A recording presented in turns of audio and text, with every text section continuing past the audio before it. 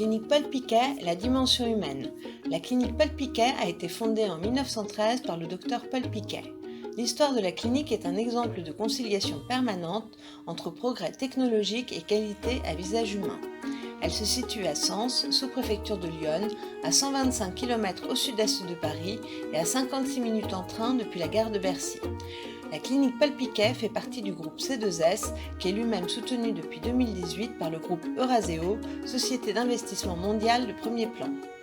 Le groupe C2S regroupe 16 établissements de santé en Auvergne, Rhône-Alpes et Bourgogne-Franche-Comté. Son siège social est à Lyon.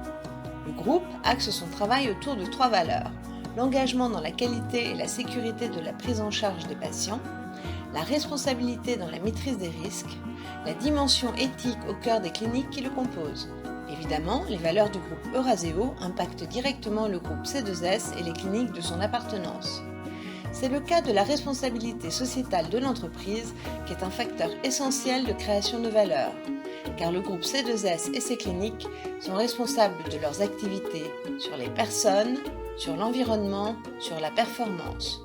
D'où les 5 orientations stratégiques qui ont été définies.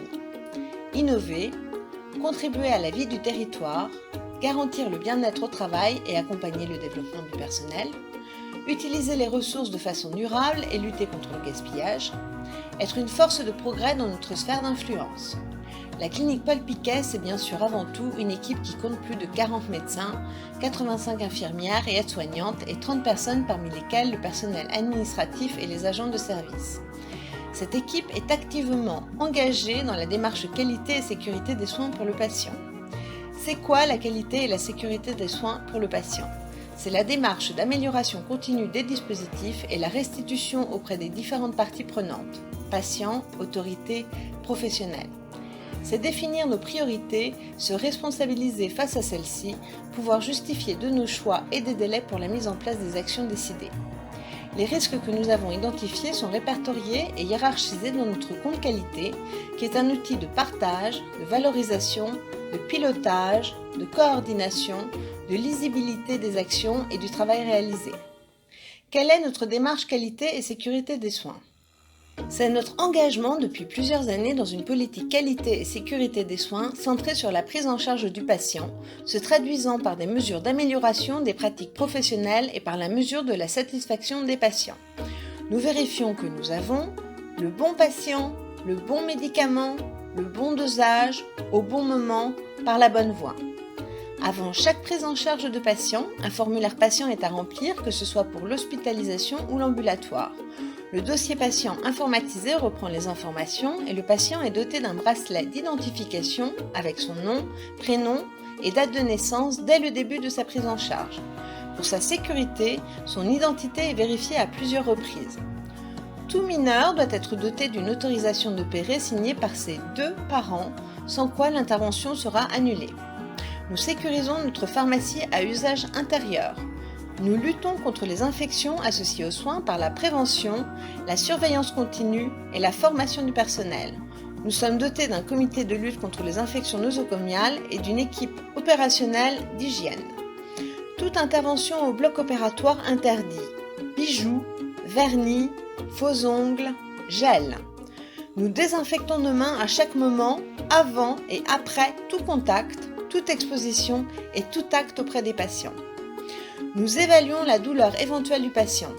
Si des problèmes surviennent, nous déclarons ces événements indésirables pour les analyser et prendre les mesures nécessaires de rectification et d'amélioration qui en découlent.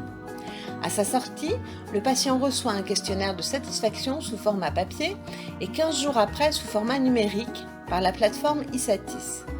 Les réponses sont analysées, toujours dans le but de l'amélioration continue de nos services et soins aux patients.